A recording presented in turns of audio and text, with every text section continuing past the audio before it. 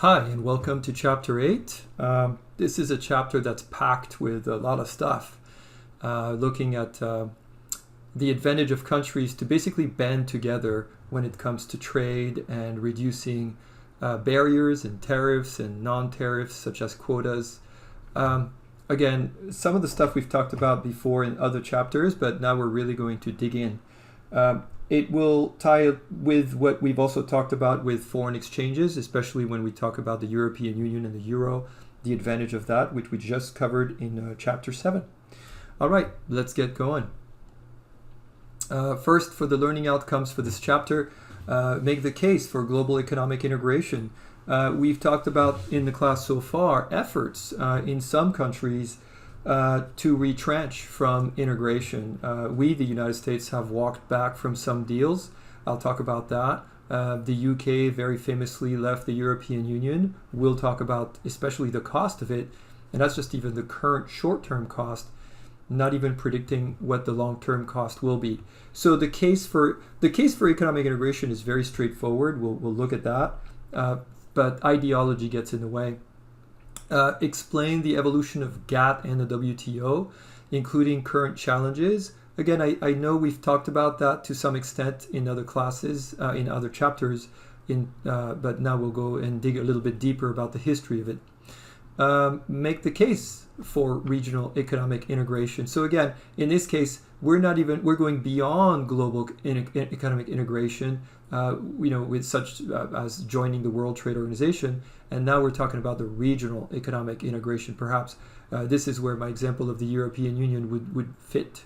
North American Free Trade Agreement, you've heard of that. We'll talk about that. What are the accomplishments, benefits, and costs of the EU? We'll talk about that. And the 5 organizations that promote regional trades in the Americas and describe their benefits and costs. We'll do that as well. The 4 organizations that promote regional trade in Asia Pacific, we'll look at their benefits and costs, and how regional trade should influence your thinking about global business. Again, I think you'll find the case very straightforward as we go through this chapter. And you'll hopefully, by the time we're done with this chapter and even with the class, you'll be able to apply that knowledge and make it work for you when you hear when you occasionally will hear talks or anything on the news about the U.S. yet leaving some other deal. Okay. Let's start with the opening case. So again, I'm taking you now, we're on Chapter 8. This is on page 121, where the author focuses on Brexit, right? It's fascinating. I'm really enjoying looking at this now in 2020, October, because of course when the book was written and let alone published, a lot of the stuff was happening a couple years back, right? And your author did a great job. Even sometimes you can see he's almost predicting the future with what's going to happen based on some of the cases. And so the ethical dilemma, the opening case, is of course on Brexit. And so let's talk a little bit about what we've learned here and what your author talks about. So yes, it's a referendum to leave the European Union and lead. This was led by the nationalist group UKIP. The Prime Minister at the time thought, David Cameron, he supported the Conservative group because, of course, he needed their votes. But he, of course, we knew afterwards that he just assumed this was a crazy, ridiculous idea, and that even if they wanted to take it to vote, it would never in a million years pass, right? So he was certain the bill would not pass. And this was, again, the bill, the referendum led by this nationalist group to leave the United Kingdom. Remember, obviously, we've talked about this, that the UK's number one trade partner is the European Union. This is what I meant, by the way, to leave the European Union, not to leave the UK. So in this particular case, he thought, well, just, yes, go on with your little bill. Unfortunately for him and everybody else, the bill passed and he resigned within hours. I mean, that just tells you right there, it was completely unexpected. It was a shock. There were people who just voted also thinking it was a joke, but they just wanted to be heard. They thought, yes, there's issues, and I'm going to vote no just out of principle, thinking, of course, this was never going to happen. And so, of course, the nationalist group, the UKIP, and a bunch of other extreme groups were thrilled. And this is the difference, again, between the some of the emotional political decisions trumping economic decisions, right? This is what's called shooting yourself in the foot. Then comes the question whether it's going to be what's called a hard exit or a deal with the European Union. Put yourself in the shoes of the EU members, right?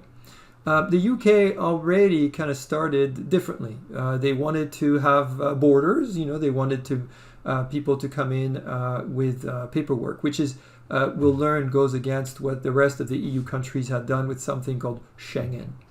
The other thing, of course, is famously that the UK held on to its currency, the British pound, refused to adopt the euro. And so these other European countries made the concessions. They made all the concessions. They gave up their currency. Remember that Germany used to have the Deutschmark, which was a very strong currency. By the way, not great for exports, but still. Everybody gave up their currency. Italy gave up the lira, which was probably the most inflated, worst currency in Europe at the time. France gave up its currency. You get the idea. And so for them to hear that the UK wants to leave, ask yourself how willing they would be to make concessions for the UK.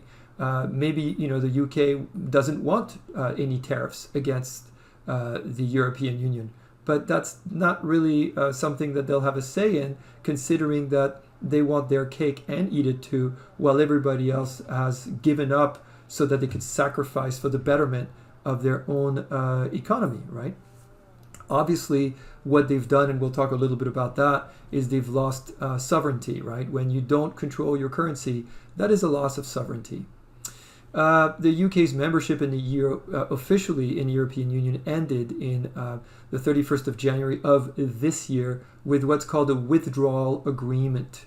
So if you're interested, it's right here on the BBC, and you can see the whole agreement. And so, there are some criteria in the withdrawal agreement, and one of them is that the UK must pay what's referred to as a divorce bill to the European Union. The UK has until January 1st of next year, 2021, to negotiate trade terms with the EU. Very contentious. Again, the EU members have to agree on a lot of the stuff. And probably one of the most important issues are the famed financial houses of the UK, right? Lots of big banks, etc. And they're operating happily throughout the EU. Well, of course, the EU also has its own banks, right? Germany has banks, France has banks, and some are pretty significant. And why would they want British banks in their backyard, knowing that they're not even willing to sacrifice losing some things, like the items of sovereignty I've discussed, to be part of the EU? And so that's the big risk that the UK has taken. They now might lose their most important market. As I said earlier, the UK's number one trade partner is the European Union. Let's see. Brexit will have cost the UK more than all of its payments to the EU over the past 47 years put together. Converting from pounds to dollars in October conversion is about $250 billion. So this is from Business Insider right there. The cost. And by the way, that's just the current cost that we can calculate right now. There's more. I added this as well. This is showing you that manufacturers that are operating in the UK are worried because in case of a hard Brexit, meaning not able to work out some deals over tariffs, there is going to be a 10% tariff imposed on these companies. And so what's happened recently, 4 days ago, Toyota and Nissan seek customs reimbursement from the UK if Brexit talks fail. I'll show you this little clip here from Reuters. Toyota and Nissan want to be reimbursed by the UK over any extra customs charges should Brexit talks fail. That is according to the Nikkei newspaper on Monday. It says Japan's top two car makers want payments to cover the extra 10% tax on automobile imports that the EU would impose should Britain crash out. The Nikkei didn't cite any sources for the report. Officials for the firms declined to comment, but a Nissan executive expressed concern about a disorderly exit. Over the weekend, UK Prime Minister Boris Johnson said he didn't want a no-deal departure, but that the country could live with it. However, the Nikkei report underscores how such circumstances could make companies reassess their UK operations. Toyota produced about 8% of the 1.52 million cars made in the country in 2018. Nissan employs about 7,000 people at a major plant in Sunderland in the northeast. Back in 2016, it pledged to build its revamped Qashqai SUV there and said it had had assurances that Brexit would not affect its competitiveness. However, in June, the Japanese company said the Sunderland factory would be unsustainable if Britain leaves the EU without a trade deal. Again, more things to consider for the UK, right? This is just the tip of the iceberg. Just think about how the other unintended consequences that will come out of this. Moving on to the next slide here on economic integration. So regional economic integration, what we're talking about is just, again, within the region. Case in point, the European Union, why it is the biggest regional economic integration deal on the planet. Efforts to reduce trade and investment barriers within one region. It also is the most impressive. We'll talk about why. Then the global efforts for regional integration. Here, think about supranational organization, the World Trade Organization. Those are global, efforts, right, for trade integration, where the effort is to reduce trade and investment barriers around the globe. Now, integrating in the global economy. Let's start with a little bit of history here. Developments after World War II, everything really begins just toward the end of World War II, right? So again, World War II, 1939 beginning, and 1945 is the end, right? The General Agreement of Tariff and Trade is the most important thing that really comes out of World War II in terms of trade. In fact, it's what leads to where we are today. On a global level. So it's a multilateral agreement governing the international trade goods. Let's just talk about how that gets there a little bit. So I'm taking you here to the World Trade Organization, WTO.org. If you go to About the WTO and you go to the history of GATT WTO, you will see some really cool little displays there in terms of how we end up with the WTO. Early days of trade, so it goes way, way back, right? The stuff that we covered at the beginning of this chapter, Silk Road, etc. But look at this before GATT. This is where I want to take you here. So what's important here is, there we go, a single page of text from 41 is a powerful reminder of the desire for peace and security, which is what drove the creation of today's global economic system. It is so important for you to remember that. It's really important for you to remember that this whole thing about trade integration and trade deals is it's not about making money. It's not about, GDPs.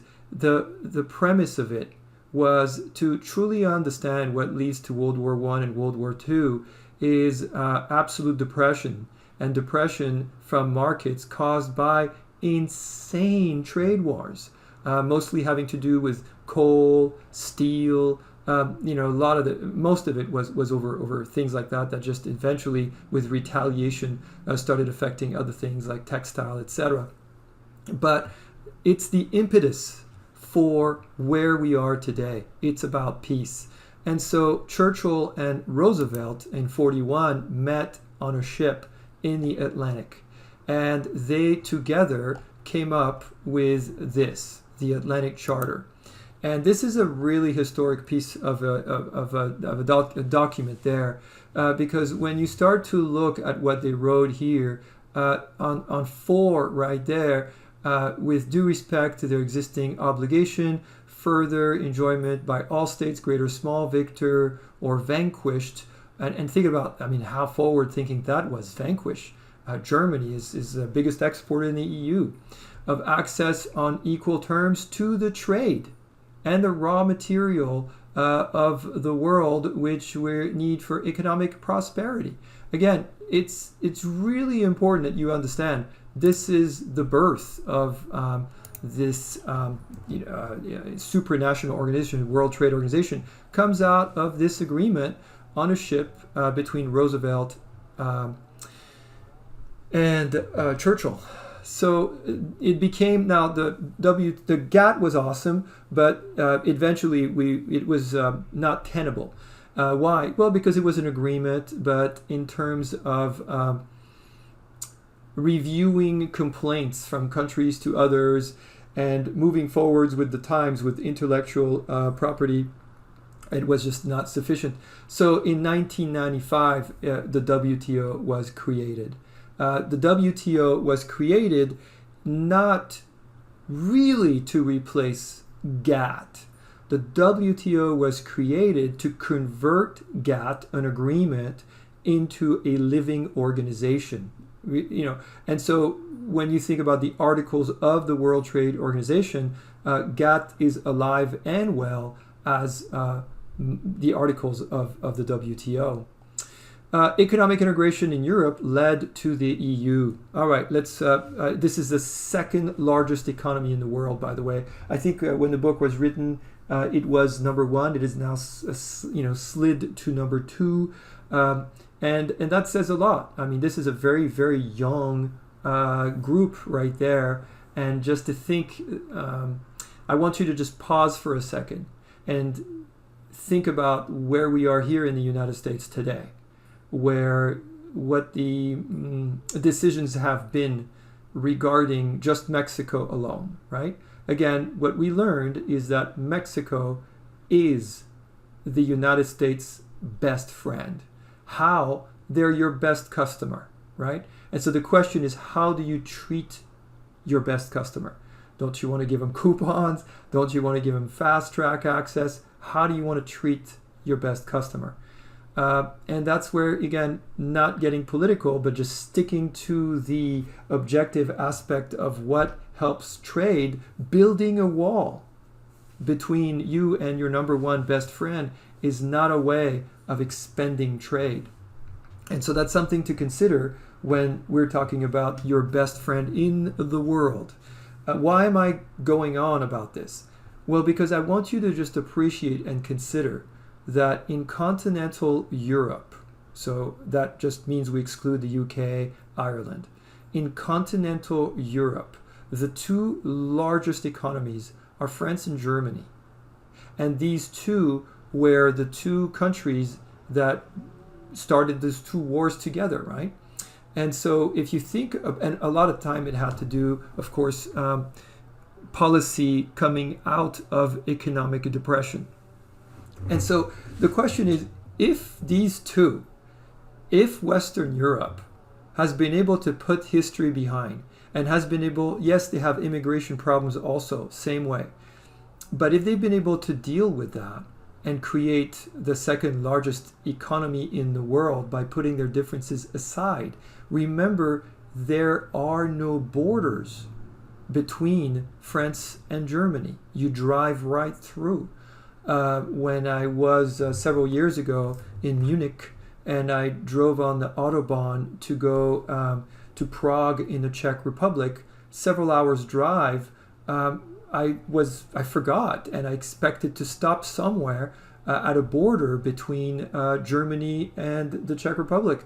And I drove right through at 95 miles an hour, and that's because my rental only had 4 cylinders and couldn't go past 95 miles an hour. As an aside, if you ever rent a car in Germany, make sure you get an Audi. Make sure you get a big, big Audi. All right, let's see. Benefits of global integration. So what are the political benefits of this global? Again, we're talking about global, right? Global economic integration. We're not talking about regional yet. So the political benefits promote peace by promoting trade investment. I hope that made that case when I shared with you the articles there. It builds confidence in a multilateral trade system is another political benefit. But more importantly, what are the economic benefits? Disputes are handled constructively. You're a member of the WTO, congratulations. There's a mechanism. You complain there. By the way, just so you know, the WTO is not a cop.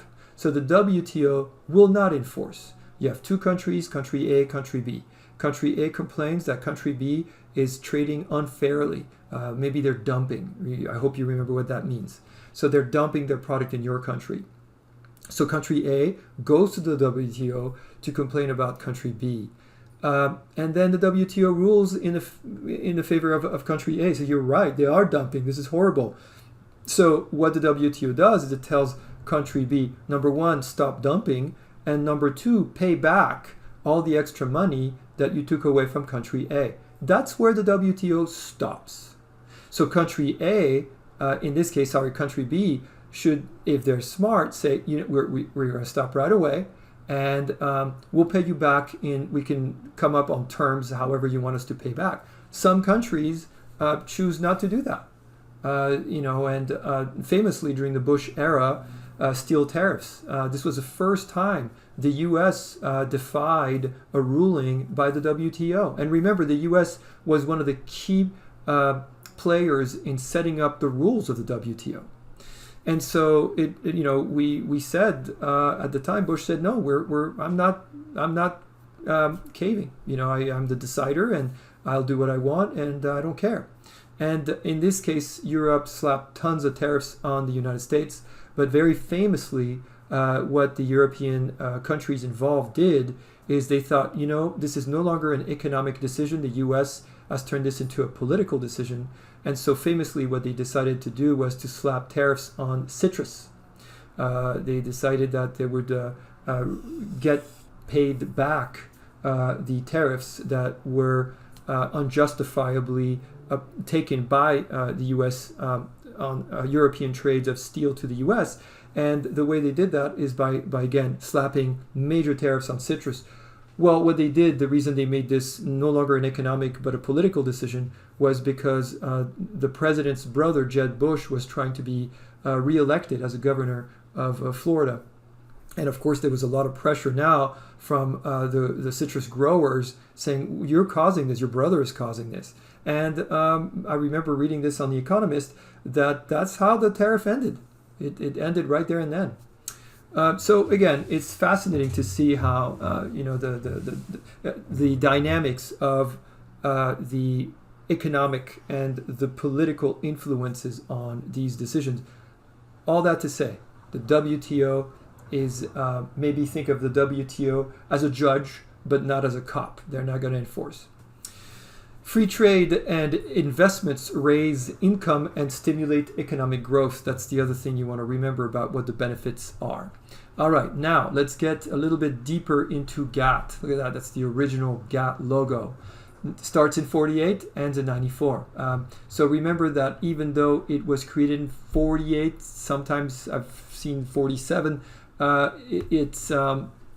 it ended, of course, in 94 because it was replaced by the WTO, right? But just a few years after World War II is when it was created. It reduced the level of tariffs through multilateral negotiation from 40% in 48 to 3% in 95. Think about what that does. What it means is that everybody all of a sudden has more money to spend on other things. That's what that means.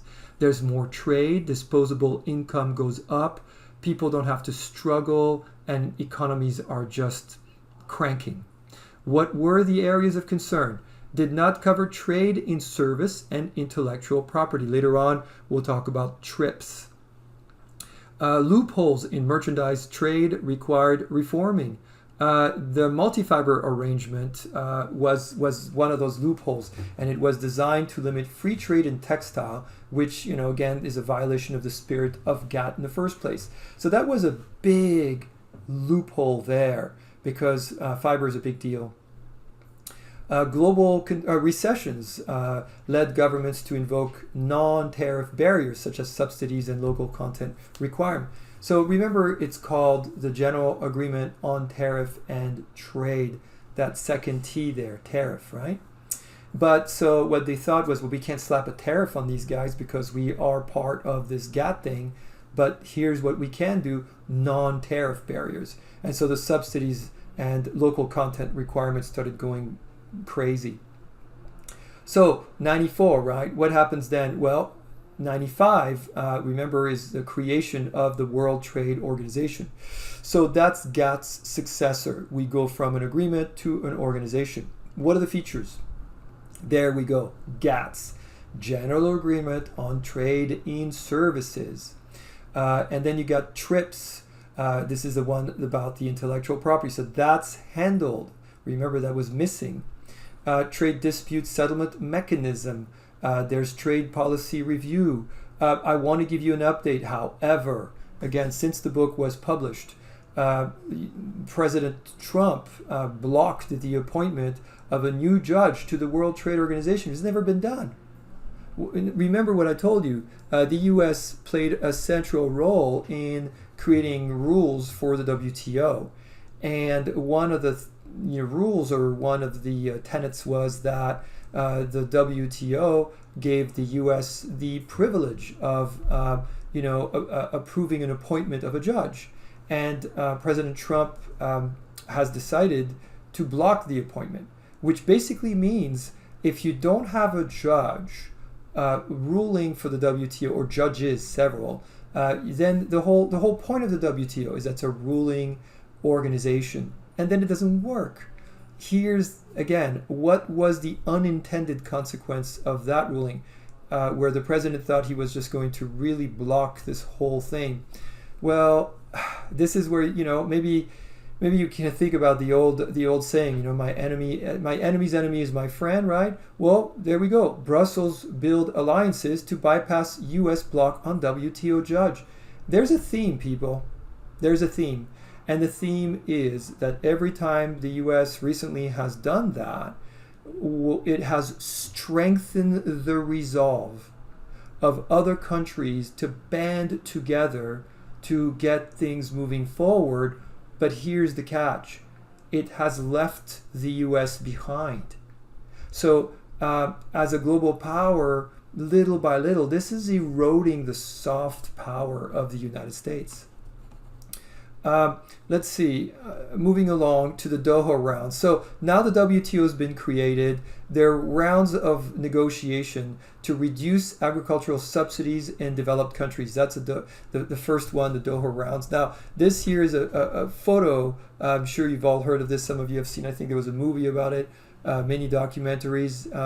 But the first meetings from the WTO took place in Seattle in 1999.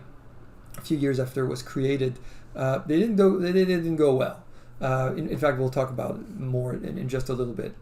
So again, the rounds were to reduce subsidies. Does that sound like a good thing? Right? Think about what we've talked about. A subsidy, can you remember the classification of a subsidy? Think about it. Maybe pause the video if you have to. What is the classification of a subsidy? A subsidy is a non-tariff barrier, right?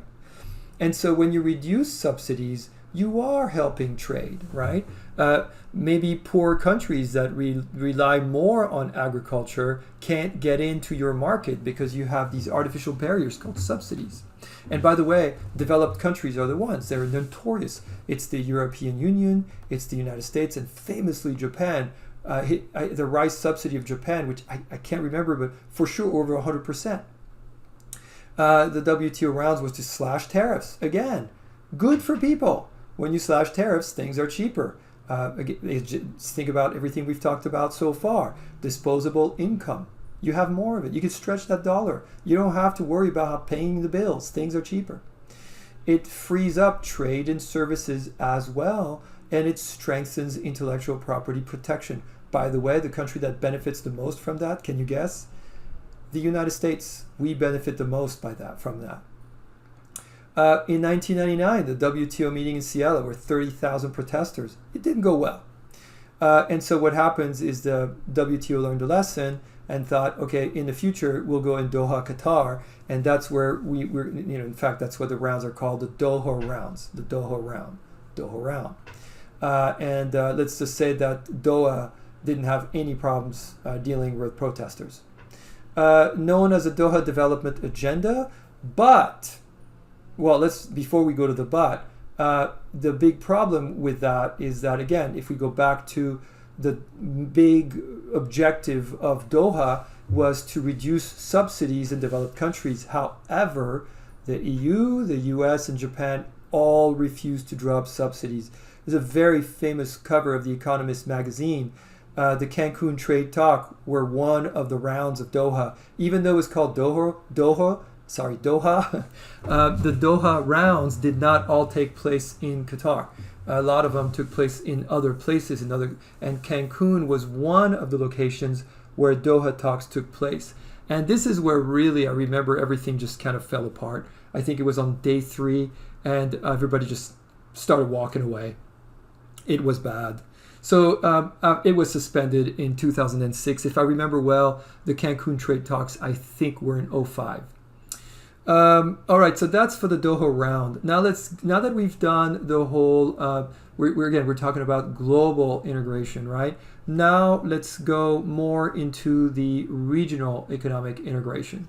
So what are the pros and cons of regional economic integration? Number 1, again, you get the theme here, promote peace.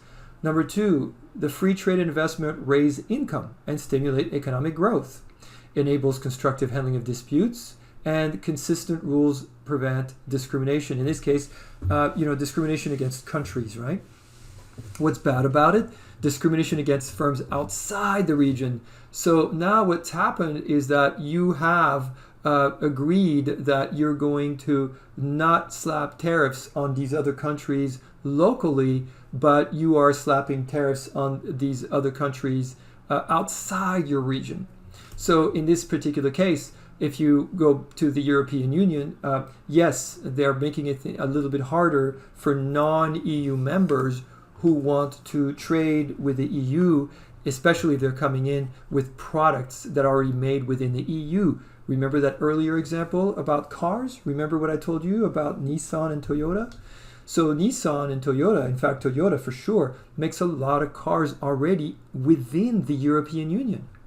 Now that the UK is leaving the European Union, does it make sense for Toyota to stay there if there is going to be tariffs imposed from the EU for British cars coming into the EU? More importantly, or as importantly, loss of sovereignty. So remember, and again, I'm using the example of the euro. This is the Greek flag. Remember, that's what, when Greece joined the European Union and it gave up its own currency, it adopted the euro. And as Greece, really their economy tanked, if you think about what we've done in the US during this pandemic, we're manipulating things, aren't we? So our central bank, Jerome Powell, the chair of the Fed, our central bank has done some things. They've dropped the prime. And so what that means is the interest rates has gone rock bottom. And in the midst of a pandemic, people are buying houses like crazy. People are refinancing their homes. So it's an instrument designed to help you kind of goose your own economy. Here's the problem for Greece. Greece does not have its central bank anymore. The European Central Bank, the ECB, controls the currency. It controls the interest rate. And so Greece has lost some of that sovereignty because Greece does not control its own currency or its interest rate. It's all handled by the ECB.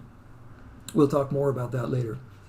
All right, now let's talk about when we describe economic integration. What does that mean? And here I've kept talking about the European Union.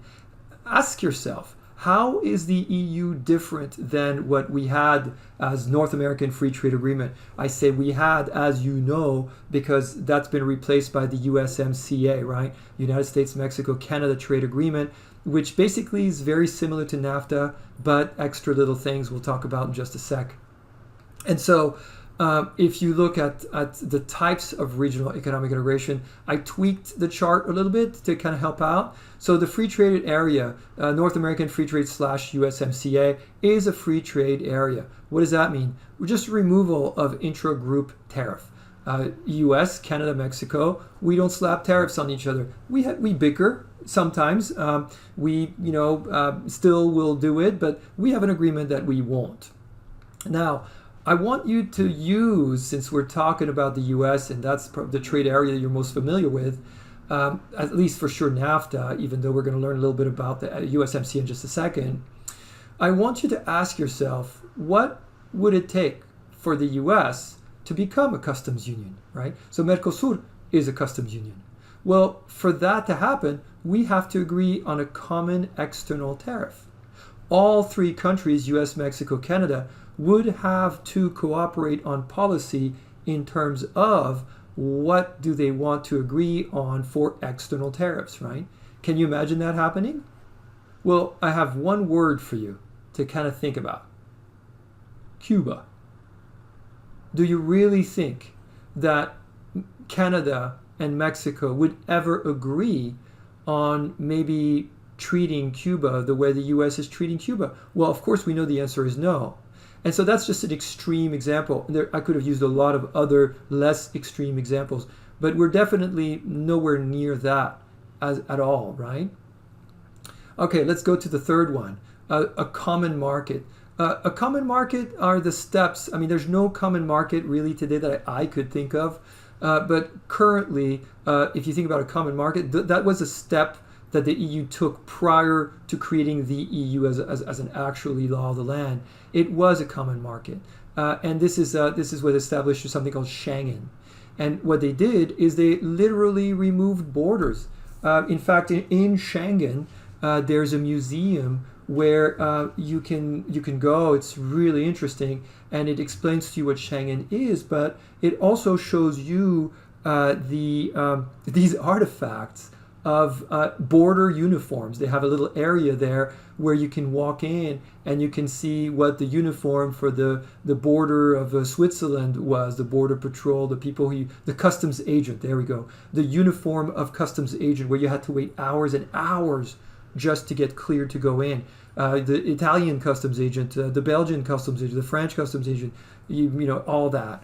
And so you literally get rid of that barrier. That's a physical barrier, right? With the common market. Well, as I discussed earlier, if you think about North American Free Trade Agreement and how close we're getting to that, my argument, we're stepping away from it. And we're stepping away from it because we're building an actual physical edifice. We're building a wall between us and Mexico, right? So much for free movement of good, people, and capital, not going to happen. Now, if you're maybe thinking well, so what? I want you to remember that you and I are paying the cost of these truck drivers sitting for hours at a border. You're paying for people's pensions, for people's retirements, for people's salary to work as a customs officer. So that's all added to the cost of your avocados that are coming in from Mexico. That's added to the cost of the wood that's coming from Canada that is used to make houses, etc. And so that is a huge tax that you're paying. I want you to just remember that one little detail when you think about all of the things that you take away when you become an economic union, right? So the European Union is an economic union, common economic policy. Now, in this example, this economic union, the EU, also happened to create its own monetary union, which is really an extreme step. And so what that means is you don't even have to worry about conversion rates, right? A euro in France, a euro in Germany, a euro in Spain is the same. We'll learn a little bit later on that not all EU members have adopted the euro, right? The Czech Republic is using the krona. There's a lot of European Union members that have not used the euro. For the political union, there's really, I mean, the only example, I know the author used the United States, which is, it's true, it's a political union, but I kind of want to, an example that maybe involves nations that were more sovereign prior to, right? So in this case, England and Wales and Scotland and Northern Ireland, in fact, a lot of them spoke different languages until recently, right? They still have their own native tongue. So that the UK would be an example, if you will, of a political union. England is a country. The UK is a country. England is part of the UK. But the UK is the sovereign nation of the United Kingdom as a political union.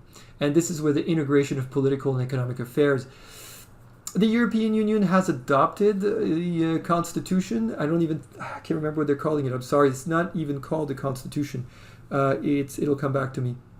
But it is not really fully a political union. All right, so I know I spent a lot of time on that, but it's important that you guys remember what the differences are.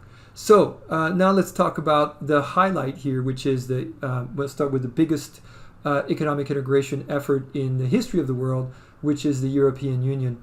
So the political origins, countries integrated to end the cycle of hatred and violence. So think about how Roosevelt and Churchill created basically what led to the GATT, and think about the same spirit for the creation of the EU. The first step in the EU was the European Coal and Steel Community in 1951. Remember, World War II ends in 1945. So this is, 6 years after the end of World War II, where they kind of thought, okay, you know what, that's it. We are not going to slap tariffs on each other's coal and steel anymore, the way we did prior to World War I, prior to World War II, because we understand that just jacks up the cost of everything. And in this case, it's what we call a non-value added tax, right? Where it's just a tax for no reason. It was signed by Belgium, France, West Germany. Remember that back then you had West and East Germany, Italy, Luxembourg, and the Netherlands. So we'll refer to Benelux. If you remember Benelux, Belgium, Netherlands, Luxembourg, they're all neighbors, Benelux countries. Let's see, the Treaty of Rome pops up in 1957, and it's launched the European Economic Community. The Maastricht Treaty in 1993 is the big daddy. This is the one that really does a lot, right? So the Maastricht Treaty creates a single economic union, which really does a lot. In fact, the Maastricht Treaty is also what helps create the euro as a currency. In 2009, we get into the Lisbon Treaty, which amends the Maastricht Treaty that serves as a constitutional basis for the EU. So there again, I didn't want to call it a full-on constitution, but there are articles of the European Union. However, countries still have their own constitution, if that makes any sense. Let's see, the European Union continued. 28 members, 500 million citizens. Remember, there's 330 million Americans, $18 trillion GDP. I believe ours is about 20 trillion right now, the US. It's 26% of the world GDP, so easily a quarter of the world's economy. And it is the world's largest economy as an economy, largest exporter and importer of goods and services. And this is the part I was telling you that I would talk about, the Schengen passport-free zone. Schengen passport-free zone. Members have no internal trade barriers. So there's a little blurb here from Europa itself. So this is the website of the European Union. And it hopefully, if it works, we'll be able to learn a little bit more about that. Free movement is one of the EU's fundamental principles. While border controls have been abolished within the Schengen area, the EU needs to fight terrorism, cross-border crime and illegal immigration, and make sure its external borders are protected. This is what the Schengen Information System, or SIS, is about. The Schengen Information System is the best tool for police cooperation all over Europe. We want to make it better. The European Parliament now asks for alerts on children at risk of abduction and individuals with links to a crime scene, the extended use of biometrics, and more automatic information sharing between countries. Lawmakers also want to make the return of illegal migrants more efficient. We are creating a new alert in the system for return decision, which means that if somebody is apprehended in another member state, they will know that in the first member state there was a return decision, so they can act upon that instead of starting the whole procedure from scratch again. Strengthening security is crucial to preserve free movement in the EU. Okay, so hopefully that sheds some light a little bit on the challenges that come with Schengen. So the euro is a currency used in 19 countries, right? Remember, not everybody's using the euro. I'm so sorry, I'll give you the French map.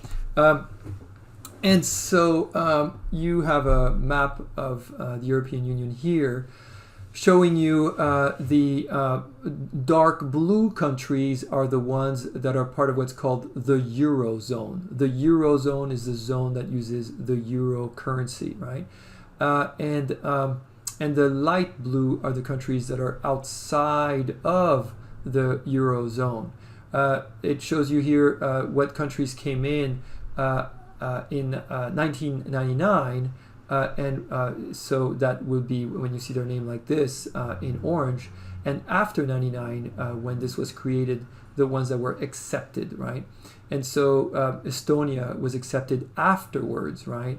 Poland, Slovakia, Poland came in afterwards. You get the idea, right? Greece, Cyprus came in afterwards. Anyway, it kind of gives you an idea, right? By the way, that country, obviously Switzerland. Switzerland famously is not a member of the European Union. It kept its own currency, but it's interesting because it is a member of Schengen. There's no border. You can just drive right into Switzerland, no problem. Anyway, you get the idea. Let's see. It's built a single market in aviation, is what that did as well. You have heard of Airbus. Airbus prior to that was owned by a company called EADS until EADS just renamed itself Airbus. Airbus is a European consortium. The European Union and its predecessors gave more than 60 years of peace and prosperity. It boosted intra-EU trade by 10%. That's what the euro did. Again, remember earlier I was talking about Schengen. I was thinking about for you to try to get, just calculate how much savings you get when trucks don't stop at the border, right? How many billions of dollars every year you're not spending on just the fuel, the cost, all the costs associated with stopping trade for several hours. And sometimes, by the way, turning them away and having them come back because of some formality. And so you add that to the fact that in this particular case, we also have one currency. So this single currency boosted intra-EU trade by 10%, which you can add to its GDP in terms of why the GDP is so strong. And it is a quarter the euro as a currency, which is a very young currency. What's mind-blowing about that, it is 1/4 of the global currency reserve. So obviously the dollar is number one. We talked about that in the last chapter. And not only is the dollar still the most favorite currency of reserve, now because of the pandemic, the dollar is gaining against the euro as a reserve currency. But prior to that, little by little, as a percentage of gain, the euro was gaining against the dollar. As long as there's stability in the EU and the markets keep growing, the euro is going to gain more popularity as a reserve currency. All right, what are the benefits and costs of adopting the euro? All right, so remember, this is one of the reasons, by the way, the UK chose not to adopt, right? Number one, the benefits, obviously, no currency conversion cost. You're good. It facilitates direct price comparison. It's great when you travel in Europe. You could see, based on, even though it's a European Union member nation that uses the euro, they all have different economies. And so you could see that euro really, really stretching from one place to another. When I was in Spain a few years ago, and when you look at, you could just walk up to what's called a pension and just sleep for one night, and you have your own room and everything. It's 40 euros. It's just unheard of. And not quite the same when you're traveling in France or in Germany. But again, it's great to compare the cost of things. And so it imposes also monetary discipline on governments. That's what the whole benefit of the euro was, that there were monetary disciplines, which, by the way, I'll talk about when we talk about the costs.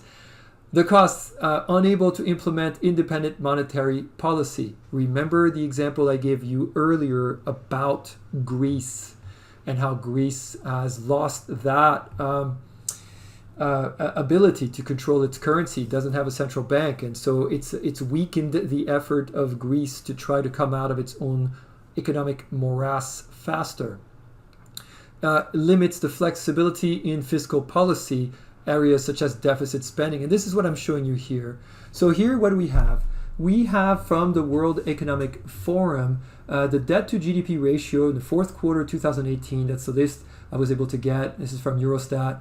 And you could see that Greece has, in this case, the ratio is greater than 100%.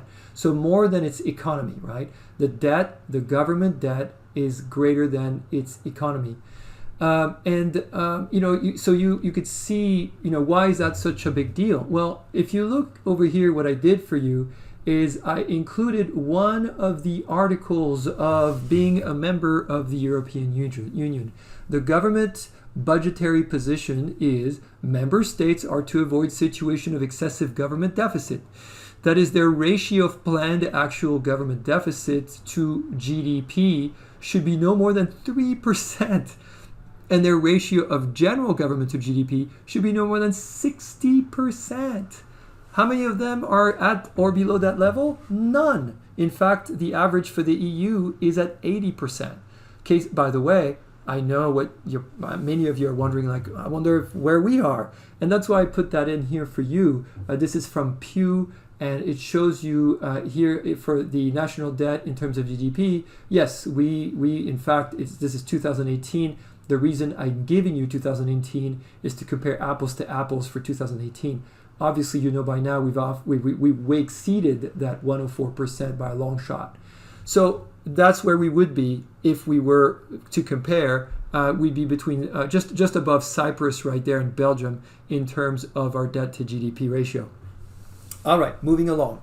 What are the challenges faced by the European Union? Their internal divisions, their enlargement concerns, and existential crisis. And again, I really hope that you're following along with your book. As you know, I always encourage you to pause the video whenever you need to.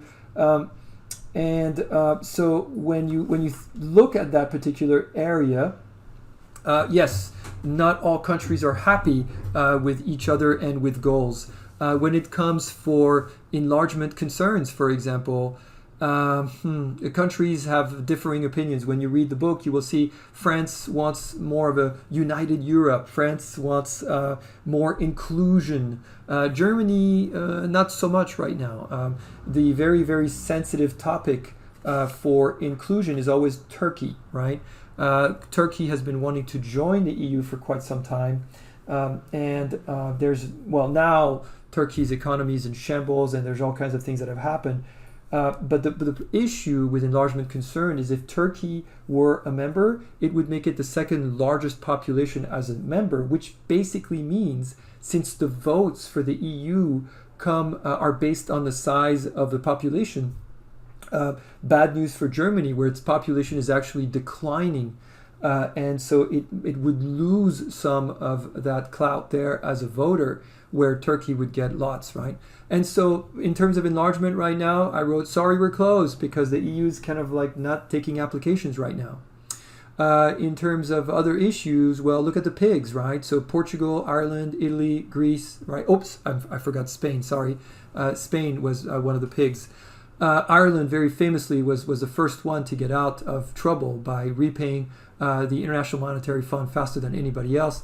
Italy is the scariest one because of the five, it's the only $1 trillion economy. It was the biggest economy at the time. And so the existential crisis, well, we know what happened with Brexit, and so people are worried. What if Greece leaves the euro? Grexit, Frexit, you get the idea, right? So that's what we have now. Let's highlight a little bit more on those pigs, right? With these, the existential crisis. When you have EU members that are failed so miserably as have the pigs for various reasons, you have to ask yourself, well, what does that mean for the EU? And what you have here, this is a cartoon, all you can eat. These are some of the pigs' countries. It's looks like we're missing Ireland, but you look at the bank exposure, right? And so you have these banks in Europe that have lent to foreign banks. So just Italy alone, I told you Italy's a $1 trillion economy. France is the most exposed country in terms of debt because of most of its debt has been to Italy, right? This is for Italy.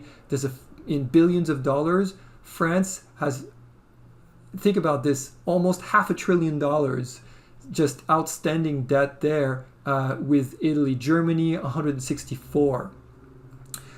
In terms of Greece, there we go.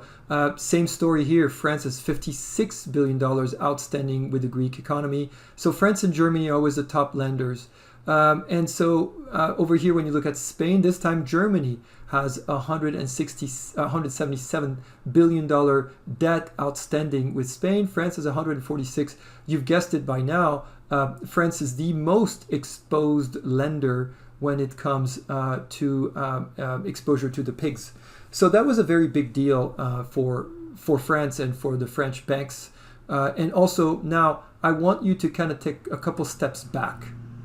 And I want you to ask yourself, how do France and Germany feel about the UK leaving the European Union, but wanting the benefits of the European Union when it looks like it hasn't really struggled? Remember that the UK, in fact, the UK oftentimes is similar to the economy of Germany. Has the UK really been lock in step with Germany? Not quite as much. And so there's a lot of resentment in the European Union about bailing out the UK when the UK hasn't shown really to truly try as much as it could, considering, by the way, that the UK has some of the biggest banks in Europe. All right. North American Free Trade Agreement. Now, FTA, Free Trade Agreement between Canada, Mexico, and the US. We know that. It's a trilateral merchandise trade that increased to $1.1 trillion in 2016. It's huge. That's not that many countries have that kind of GDP. I want you to just kind of think about that for a second. Just in trade alone, where we are. Let's see. Let me just kind of give you a little bit of... sorry, I should have had this ready. There we go. Let's just try to come up with a quick one over here. Let's do this. Okay. So again, I'm using Wikipedia, but that's because Wikipedia is using the information that's easily available to me from the IMF and the World Bank. And so why am I showing you this? Because $1 trillion, 16 countries are $1 trillion economies, right? And so when you think about that merchandise trade increasing to $1 trillion in 2016, that puts just NAFTA trade, merchandise trade, on par with the 16th biggest economy in the world out of 200 countries.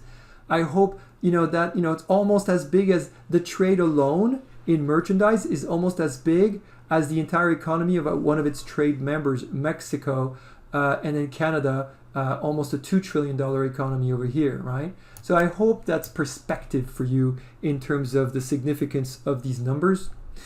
The increase in U.S. exports, it also resulted in an increase in U.S. exports to Canada and Mexico. So for all the negative publicity here about this being a horrible deal for the U.S., some jobs have been lost. That is absolutely true. But our exports have gone up because of it.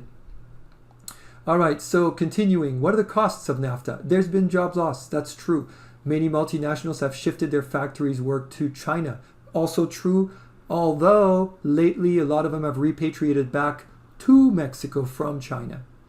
Now, I added this, NAFTA has been replaced by the USMCA July 1st of this year. So just remember that. NAFTA technically no longer exists. Think of NAFTA the way you think about GATT, right? GATT has been replaced by the WTO. NAFTA has been replaced by the USMCA. It's very similar, by the way. It hasn't really changed. It's changed in name, but yes, there were some big changes. And so one of the big change is the stronger enforcement mechanism for labor provisions endorsed by the AFL-CIO. That's huge. Just so you know, not a single American union endorsed NAFTA when it passed, right? Also, what you need to know about the USMCA, it was approved bipartisan, right? Large bipartisan majority in both chambers. The new labor stipulations were added, requiring 40% of each cars to come from factories paying at least $16 an hour. That's fantastic. That's great for those auto workers. It'll be really interesting to see what happens in terms of competition from the USMCA partners against imports, right? Rules of origin for the auto industry were tightened, requiring 75% of each vehicle to originate in the member countries. Again, if you think about non-tariff barriers we talked about earlier and discrimination of non-members, well, you're looking at it. That's exactly what this is. Again, fantastic, great. It sounds like it's an awesome thing for the auto industry. The question you want to ask yourself is the following. Does this make this auto industry between those three countries more or less competitive in terms of exports to the rest of the world? 7.5 billion people, right? And so that's a question that really is going to resonate and be very important to consider as the US, Canada, and Mexico also trade with the rest of the world. All right, moving on. South American economic integration. So, Andean Community and Mercosur are the two biggies. Customs Union formed in 69 and 91 respectively. Ask yourself, let's see if you remember, ask yourself, what's the difference between the Andean Community and Mercosur? What's the difference between these two and the USMCA? I just talked about it. What's the difference? The USMCA is a trade agreement. These two are customs unions. So what's the difference? Maybe you need to pause and think about that. The difference, obviously, is that now they can have policy on having agreements on tariffs or restrictions applied to non-members. It's not very effective as majority of the member trade is outside the region. Oops. So that's a problem, right? That's a big problem. One of the whole points of having, in fact, if you look at your project that you have for your class, I'm specifically asking you to look at any trade blocks that your country is a member of and to look at the percentage of trade within the bloc and whether the bloc is really worth it for you. And so this is a great effort, but, Chile famously is a member of UNASUR. Chile is not a member of the Andean Community or Mercosur. We'll talk more about Chile later on, but Chile is fascinating because in this particular case, we'll talk more about them, and we'll talk about the economy of Chile. Obviously, the biggest economy out here is Brazil. In fact, I don't know if it's still true, but just eyeballing the populations everywhere, it is said that the most spoken language in South America is Portuguese. Case in point. All right, Chile, Colombia, Panama, and Peru have a bilateral trade with the U.S. There you go. So that what these guys have done said, yeah, sure, I'll sell you some stuff, but they know that the big deal is where, the trade with the US, trade with China, trade with the EU. Okay, now let's go with UNASUR. So there we go, Chile, Guyana. UNASUR is integrating Andean Community and Mercosur. That came out in 2008. So far, there you go, not too many members there. Modeled after the European Union. That was the design of UNASUR. Slow to make progress on common currency, on parliament, and on passports. So UNASUR, it's kind of a little bit of a dream right now. Let's see if it pans out, but just look at the location of these countries that are members, and we'll see. It'll be really interesting to see. Also, there's lots of difference in ideology. Argentina has gone really pretty leftist. Let's not even begin talking about how far left Venezuela is. What does that mean? Well, lots of nationalization, which is not good for FDIs, which is not good for trade, and it might hurt the image of the other countries that trade with it. In fact, last I checked, Mercosur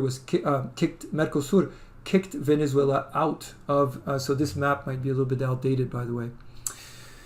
All right, more on the economic integration of South America. United States, Dominican Republic, Central America Free Trade Agreement, CAFTA. Some people say that this agreement is a little bit CAFTA-esque. Sorry, couldn't resist. Formed in 2005, modeled after the North American Free Trade Agreement. There are 6 CAFTA countries collectively representing the second largest U.S. export market in Latin America. And here are the countries right there, right? Notice who's missing, right? So there we go. Mexico is missing. Obviously Cuba is not going to be part of the deal. You have, let's see. Yeah, anyway, they're all listed here. All right, moving along. Oh, actually, one more. There we go. Moving along with economic integration in Asia. So now we're skipping to CER. I'm not going to ask you to memorize all of this. Just know, in fact, if it's got a Z, yes, it's New Zealand's going to be involved. And this has been great for these two countries. By the way, if you know a little bit about the history between New Zealand and Australia, they weren't BFFs. So remove tariffs and non-tariff barriers between the two and allow citizens of one country to freely work and live in the other country. I should say pre-pandemic. All right, so there's for that. Oh, this is a biggie. ASEAN, right? So this is Association of Southeast Asian Nations. Look at that. That's monumental. Who's missing? China, right? So let's get there. Inspired by the success of the EU. Again, when I highlight the EU first, your author did that, but it is a model. Established the ASEAN Free Trade Area, and so that's the AFTA. Main trade partners are outside the region. Again, it launched, by the way, again, China is its number one trade partner. Launched ASEAN China Free Trade Agreement in 2010, which made a lot of sense. Now, these two are grouping together to try to get more business with China. Brilliant. Estimated to boost ASEAN's export to China by 48 and import by 55. By the way, some leaders would freak out by that, right? They would say, oh no, trade deficit, bad, let's kill the whole deal. In this case, what you're exporting, remember comparative advantage, right? And so this doesn't matter if it's a trade deficit or a trade surplus. What matters is identifying all of the elements of your comparative advantage and what industries you're highlighting. All right, APEC, Asia Pacific Economic Cooperation, that's APEC. Now look at that map. Look at that. Now you're seeing differences, right? So there's ASEAN right there, but in this time you also have Australia and New Zealand part of the deal. Remember what I told you about Chile over here? There's US, Canada, there's Russia involved, and of course you've got China.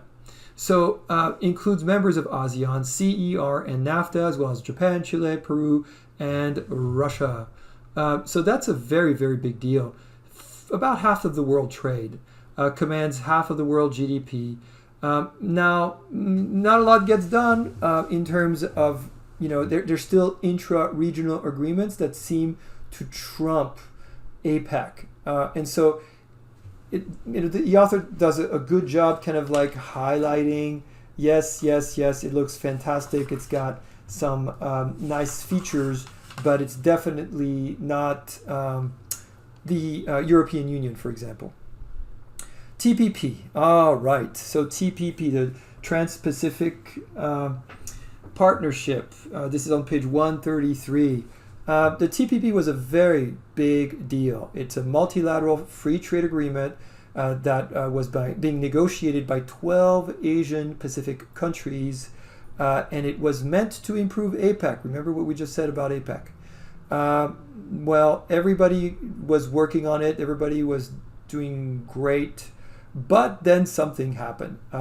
Several presidents going pretty far back were involved in all of these countries, including the US. But shortly after gaining office, this Trump administration killed it completely. It killed the TPP. And so let's see what happened.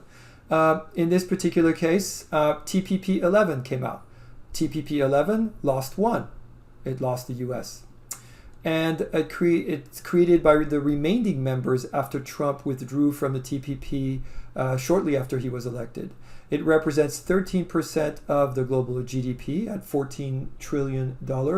For those of you who wonder what that really means, I bring you my old friend back. That's the entire economy of China. Second largest, again, the EU is not a country, so we're not putting a number there, but it's the second largest economy on the planet. I don't know if you think it's worth being a member of that. Yes, it's worth being a member of that. Look at Michelle Bachelet. She's so funny. All right.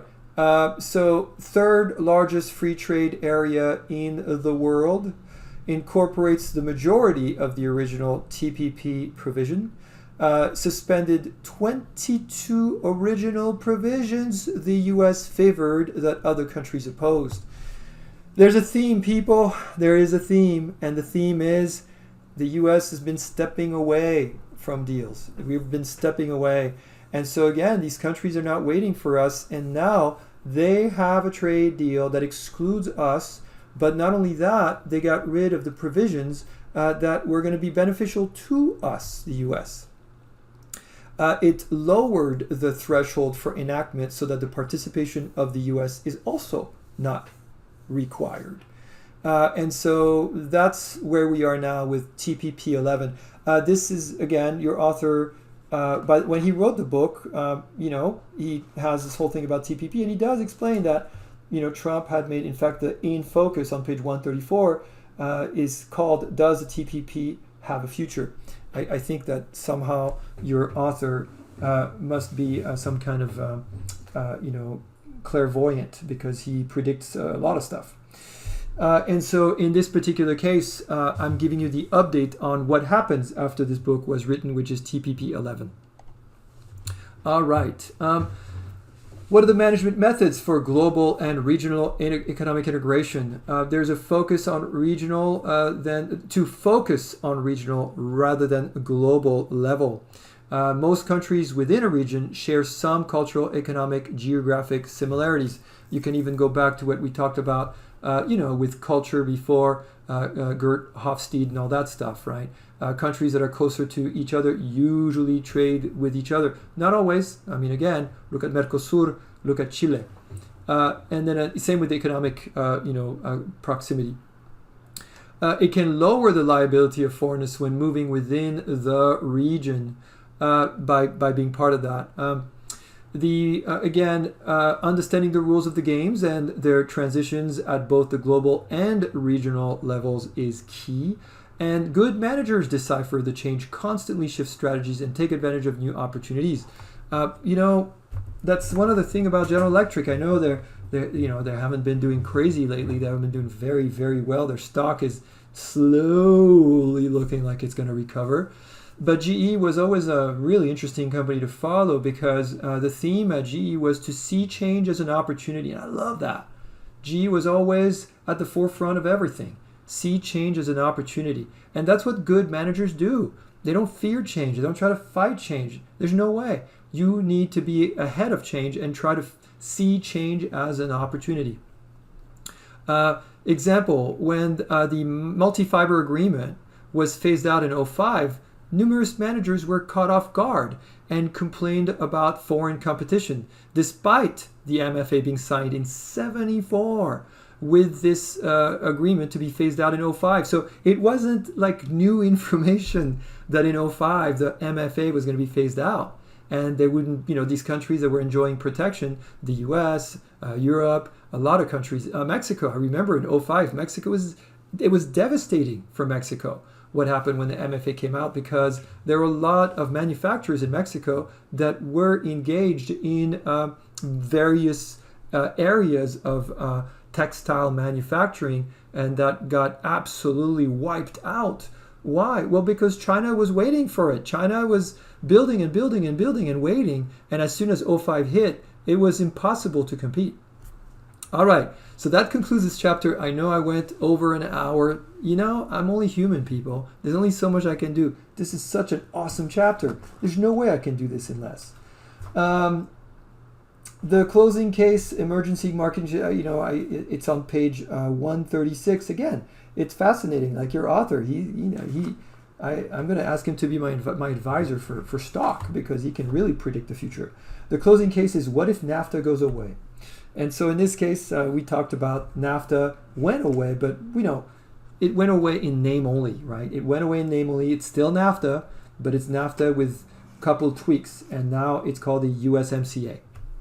All right, that concludes this chapter. As always, please make sure you get your definitions out of the way. We have covered everything. Make sure you follow along with the book. I know this is a lot to commit to memory. Use flashcards. Make sure that you get all your key terms out of the way. And also, same thing. Understand what you've read, the concepts. Make sure that you are ready for the exam. I will see you guys next time. We will cover chapter 9, which is really a fun chapter about growing and internationalizing the entrepreneurial firm. So this is for the small business, or mid-sized business that wants to go global. It'll be very interesting, especially for those of you who want to be your own business owner. You want to be an entrepreneur. See you guys next time.